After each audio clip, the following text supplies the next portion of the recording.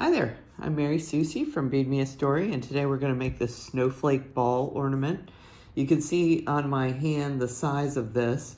I just wanted to show you a comparison of the beaded snowflake ornament that we made before. This is about 1.5 inches in size, and you can see how much larger this one is.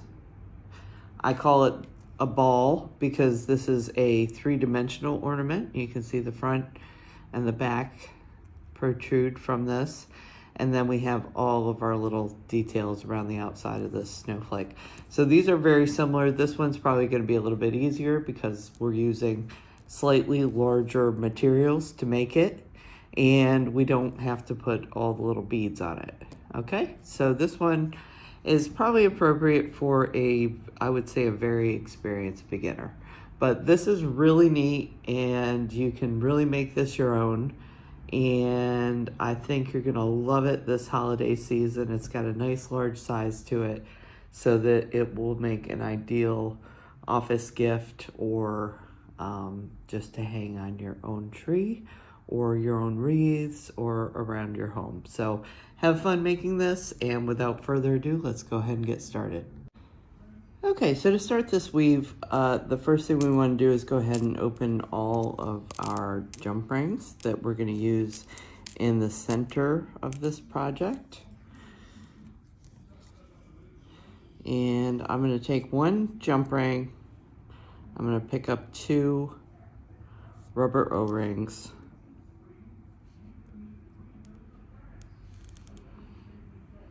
and then I'm going to close that jump ring.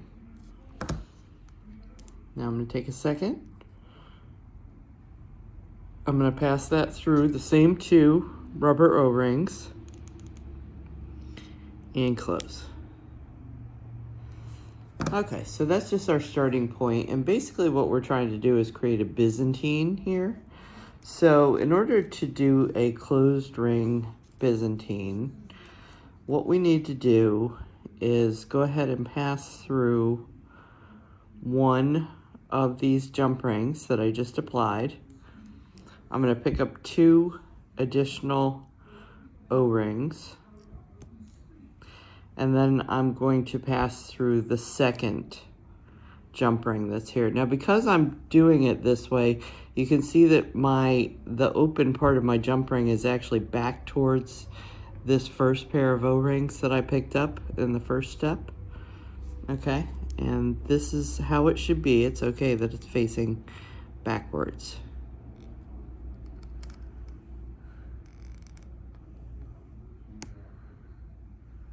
Okay, get a nice closure on that. Now I'm going to flip it over so you can see on this side this is folded back, and now I need a second jump ring on this opposite side. So I'm just going to take the jump ring and I'm going to slide it through. You see I slid it through the jump ring that's here, the 2 new rubber O-rings, and then the jump ring on the other side. Okay, and then we'll close this.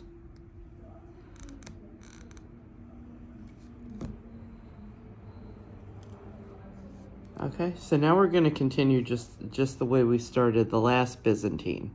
So these are going to behave just like the first 2 rubber O-rings that we picked up. So we're going to pass through them.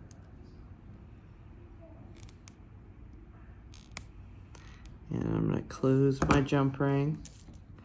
We're going to pass through them again.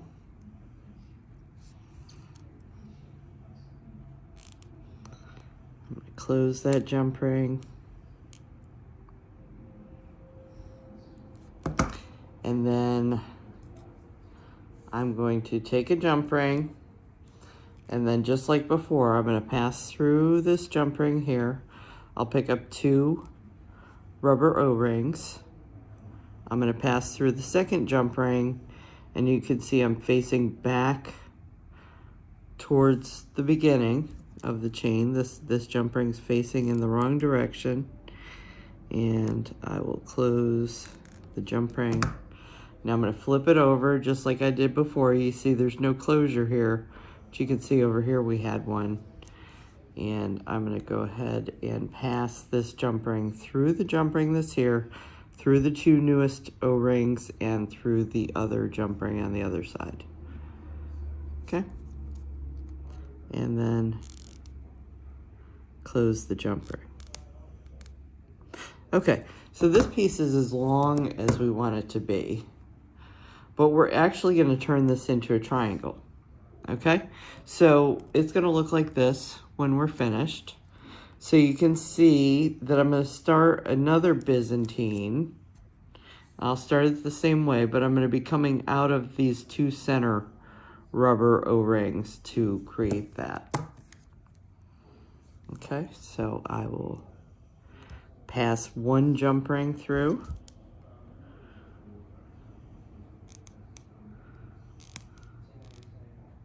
And then I'm going to pass a second jump ring through.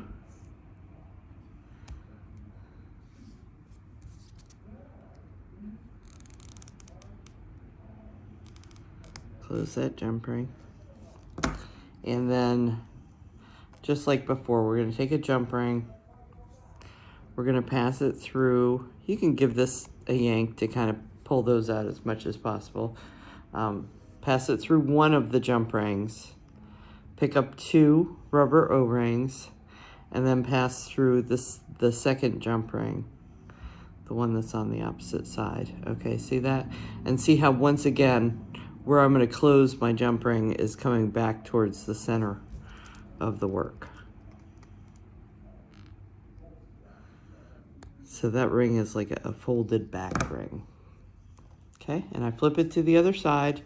Just like all the other times we did this, I have to finish this opposite side. This Byzantine is always basically a 2x2x2. And it just has rings folded back in it, is what differentiates it. Okay, so that's it. Okay, so I have my triangle. And now I'm going to bring in all the other triangles that I made. Okay, so I made 6 of these total. And I'm gonna go ahead and kind of line these up for you.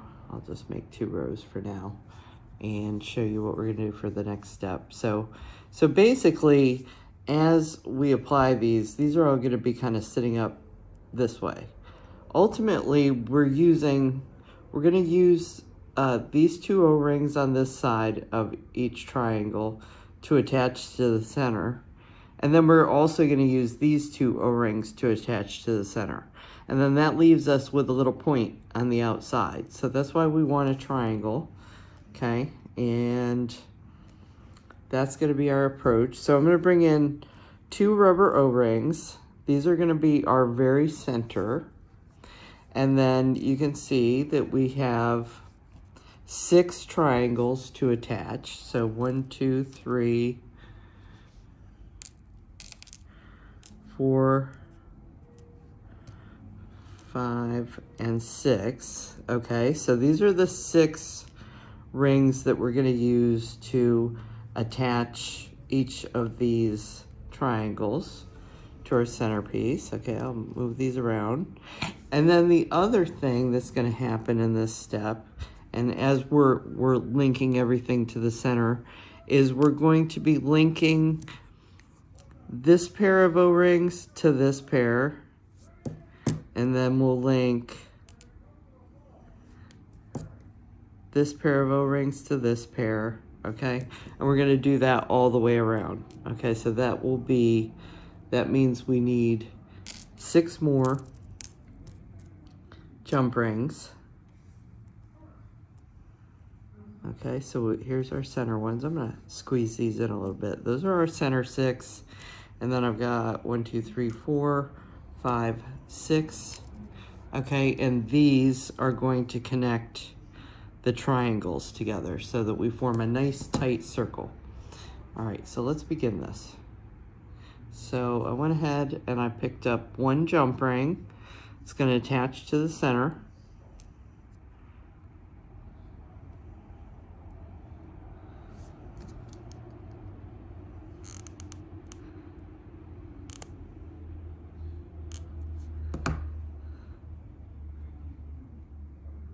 And then I'm going to do the next one too. I'm going to go ahead and pick that up. And our triangle, it doesn't really matter which of the pairs of O-rings you decide to pass through. This is a equal-sided triangle, so all three sides should be about the same. Okay, so see how I have two of the triangles now connected. And as I said, remember we're going to be attaching these two pairs, and then later on we'll attach these two pairs back here. And these points, these will be our points out here, okay? But you don't have to quite worry about that yet. All we're worried about right now is making sure that we maintain our center. So those two O-rings that are just loose, those are our center. And then you can see I attached each of these to the center, and now I'm attaching them to one another.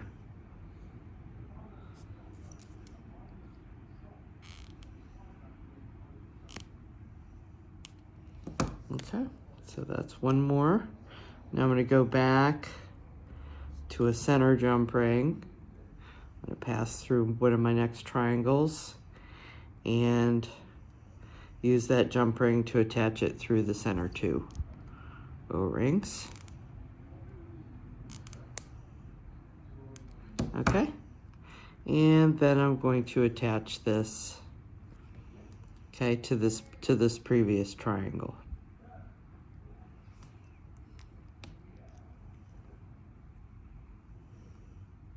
This part, once you get all your little Byzantines done, all 6 of those, this works together pretty quick, because these are we're just using one jump ring for each of these triangles to attach it to the center. And then we use, one triangle to attach to the previous triangle that we just added. So this part works up pretty quickly. Get a better closure on that one.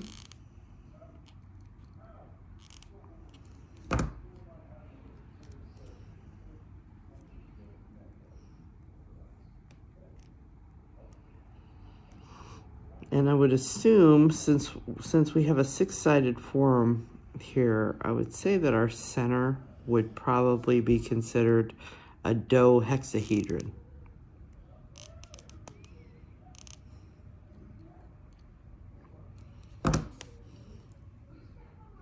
Okay, that's one more. We just have 2 more to go. Okay, here's another one of our triangles. Attach it to the center.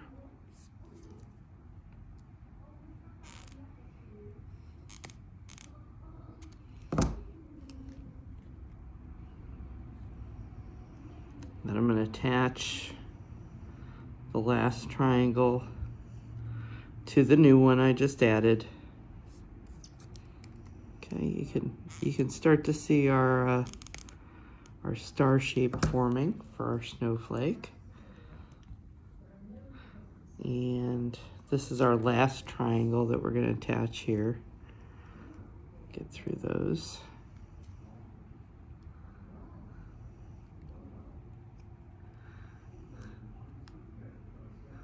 Okay, so I've used all 6 center jump rings. And then I also had 6 jump rings for the outside. So just like I've been doing, I'm going to take this new one and attach it to the previous triangle that I added. And this is my 5th jump ring for linking these outside ones together.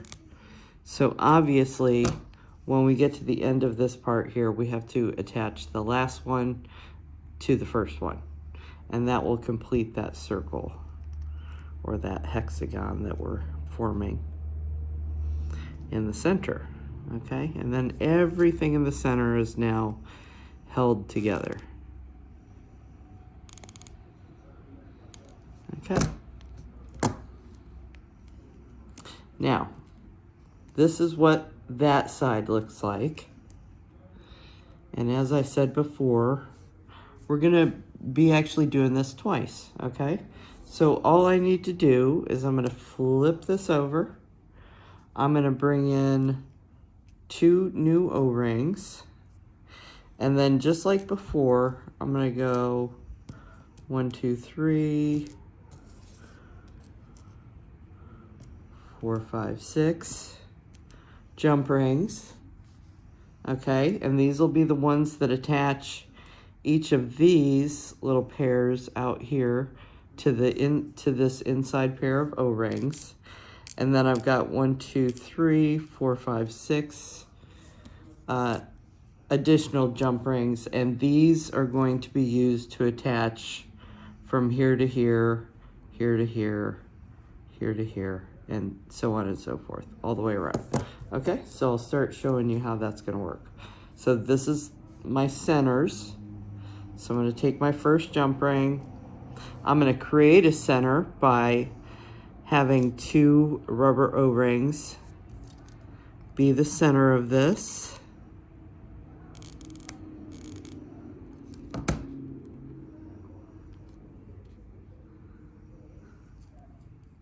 And then this is the next triangle. So I'm gonna pass through the 2 in that triangle and attach to the center.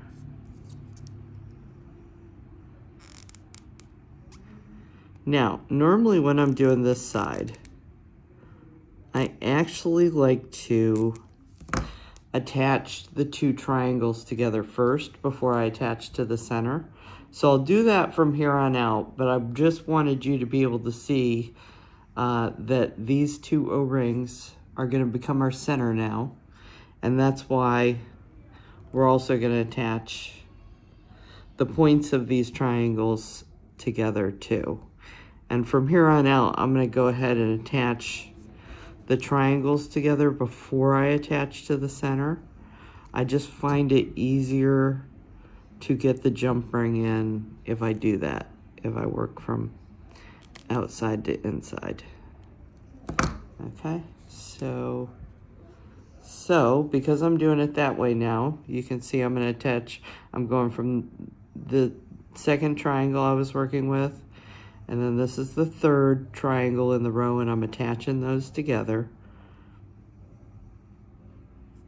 And I think you'll see as you're doing this, it's just easier this way. It's easier to reach the jump ring in and pass through things if you do it in this direction. And then I'm going to take this 3rd one and I'm going to attach it to the center rings.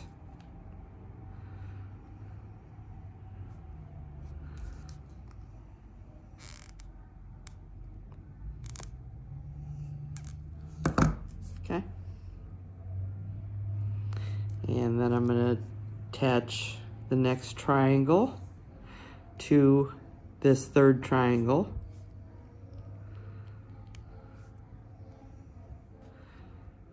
Okay.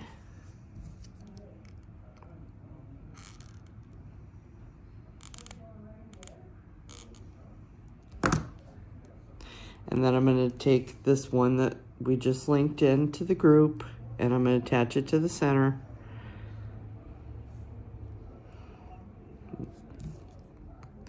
And just bear with me, we've just got 2 more, and then we're going to move on to something else. But I think it's really interesting to see how this middle shape is formed. It's really cool that it's 3-dimensional. Okay, my last triangle to my next triangle. And, you know, 3-dimensional shapes are really cool, and this one works up quite easily. It's pretty easy to do. And these are a nice size jump rings and O-rings to work with. So this is a pretty easy project for such a cool thing that we're doing here. Okay, so this is my new triangle I attached, and then I'm going to attach it to the center.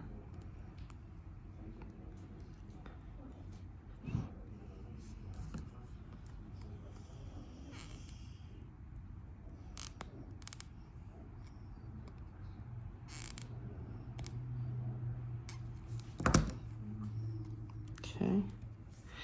And then this is my 6th triangle. So I'm going to attach it over here to the left.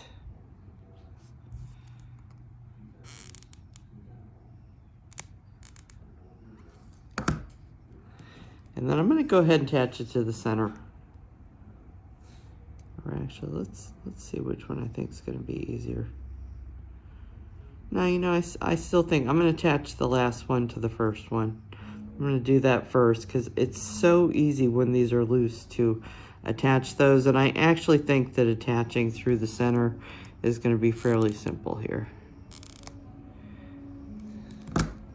Okay, and you can see 1, 2, 3, 4, 5. You can see that this one spoke is missing, and that should be fairly obvious at this point. And I'm going to dip down through the center, and that is higher up than this side piece, so see, it comes out of that quite easily, and that wasn't any trouble at all.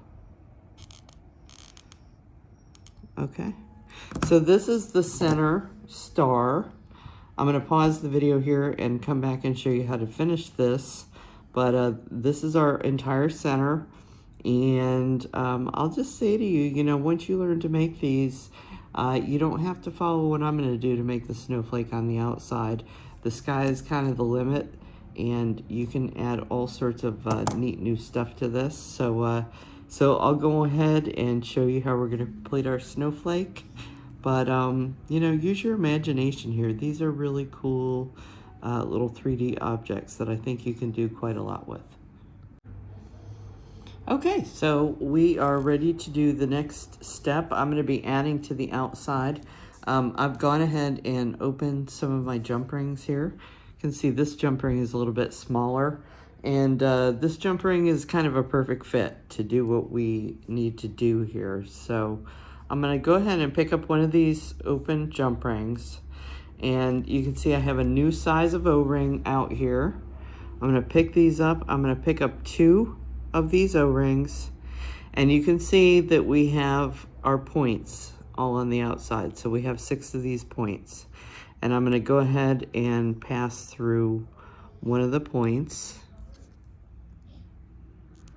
And I will close the jump ring.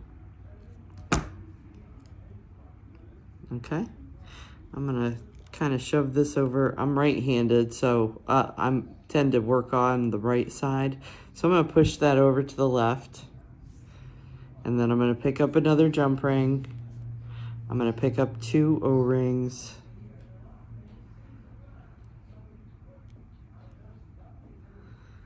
Pass through the same point. Close the jump ring. So it's really important that you're using 2 O-rings here. First of all, it makes it tight. Second of all, it makes it the same thickness as the pair of O-rings that we have on the point here. And that's what's going to make these lay flat and stick out and be really nice. Okay, so I'm picking up 2 more. This is my 3rd O-ring or 3rd jump ring that I'm adding to this point. My jump ring with 2 O-rings.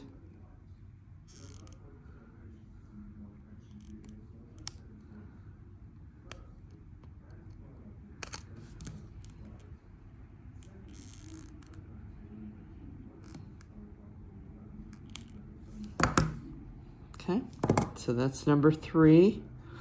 You can see we still got room out here, so I'm going to keep going. Here's number 4. Pick up 2.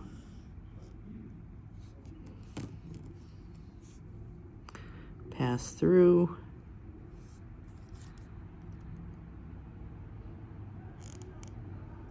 And close. Oops, sorry about that. Probably should have brought in my 450B ends for this, but since we're moving along just fine, I'll keep going with the right angle pair of pliers. This one I kind of pulled down. You can keep pushing it up and do it lower. I just think it's easier to reach this when you're more to the tip of the point, okay? And this is going to be our last one. So 1, 2, 3, 4. This is number 5. our 5th pair that we're adding to this point.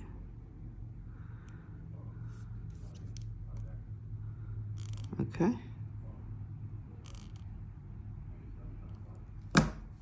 And then that's it. Okay, so that point is done. And we're going to continue all the way around and do all 6 points of this project until you reach the end. Okay, and so here you have it. This is what we're going to turn out with. This is a gorgeous snowflake. This is nice and big. I want you to see how very good size this project is. And I'm going to bring in, this is the rose gold that we did in our beaded snowflake.